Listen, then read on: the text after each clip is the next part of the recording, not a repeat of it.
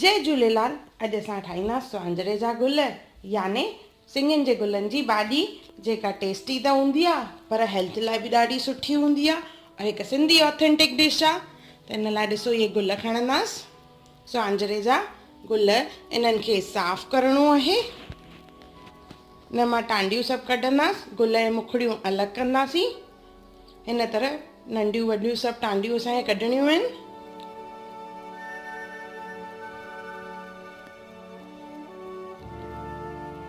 हिकु हिकु करे सभु गुल कढंदा वेंदासीं। सो हिन तरह सभु टांडियूं अलॻि करणियूं आहिनि।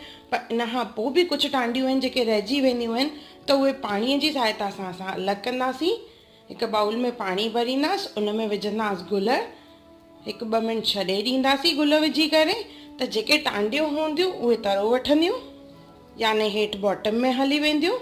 ॾिसो, हिन तरह धीरे धीरे करे सभु टांडियूं जेके आहिनि हेठि वेंदियूं और असां मथां गुल कढी वठंदासीं। अहिड़ी तरह सभु गुल असांखे साफ़ु करणा आहिनि, छाकाणि त इहे टांडियूं अगरि रहिजी वेंदियूं आहिनि त भाॼी जेका आहे कौड़ी ठहंदी आहे। त इन करे असांखे इहे टांडियूं अलॻि करणियूं आहिनि। ॾिसो, हिन तरह सभु टांडियूं अलॻि थी वेंदियूं। गुल साफ़ु थी विया। हाणे कंदासीं इन्हनि खे बॉइल। त हिकु बासण खणंदासीं, उन में विझंदासीं पाणी। पाणीअ में विझंदासीं असां गुल। इन्हनि खे बॉइल करिणो आहे 15 मिंट।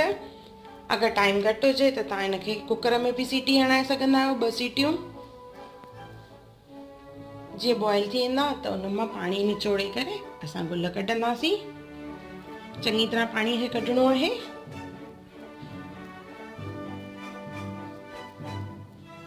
असांजा गुल बॉइल थी विया आहिनि। हाणे खणंदासीं हिन सां गॾु बसर, टमाटा, साओ मसालो, तेल ऐं ॾही। सुकनि मसालनि में असां खणंदासीं गरम मसालो, हैड, ॻाढ़ा मिर्च, लूणु ऐं धाणा। ऐं शुरू कंदासीं। हिकु पैन खणंदासीं, उन में विझंदासीं तेल। तेल जीअं गरम थी वेंदो त असां उन में विझंदासीं बसर।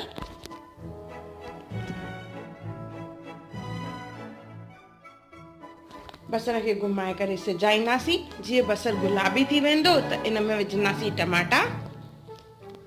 थोरो सो मिक्स कंदासीं। इन में विझंदासीं हाणे सुका मसाला, हैड, ॻाढ़ा मिर्च, धाणा और लूणु। गरम मसालो असां हाणे न विझंदासीं, उनखे पोइ विझंदासीं। चङी तरह मिक्स करिणो आहे। मसाला जीअं मिक्स थी वेंदा त इन में विझंदासीं असां गुल जेके असां बॉइल करे रखिया आहिनि। टमाटे खे हाणे न सिजाइणो आहे। जेॾीमहिल असां गुल विझंदासीं, गुल विझी करे पोइ उनखे ढके करे चङी देरि सिजाईंदासीं, जीअं गुल टमाटा सभु गॾु सिजनि। मिक्स करे असां हिनखे ढके रखंदासीं घटि बाहि ते। 15 मिंट खनि हिनखे सिजाइणो आहे। 15 मिंटनि खां पोइ खोले इनखे असां चिथींदासीं, गुलनि खे बि और टमाटनि खे बि। सो जीअं सिजी वेंदो त हिन में विझंदासीं असां ॾही। ॾही विझी जल्दी घुमाइणो आहे, न त ॾही फिटी वेंदी आहे। बाहि घटी रखणी आहे हिन टाइम ते। हाणे मथां विझंदासीं साओ मसालो। ॾही ऐं साए मसाले जे पाणीअ ते इहे गुल अञा सिजंदा।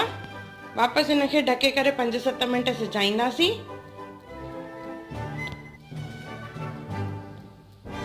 ये लॻभॻि सिजी विया आहिनि। इन में असां हाणे गॾु विझंदासीं गरम मसालो।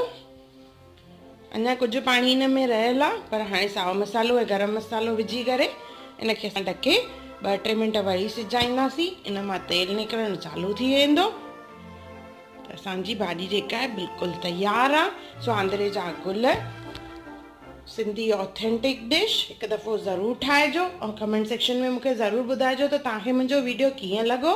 और मुंहिंजो वीडियो ॾिसण लाइ धन्यवाद। अगरि तव्हांखे मुंहिंजे चैनल हुनर मुस्कान काते मुंहिंजा वीडियोस सिंधी में, हिंदी में अगरि पसंदि अचनि था त उनखे लाइक कयो, शेयर कयो और सब्सक्राइब कयो। और मुंहिंजी नई अचण वारी वीडियोस खे ॾिसण लाइ बेल आइकॉन खे ज़रूरु क्लिक कजो।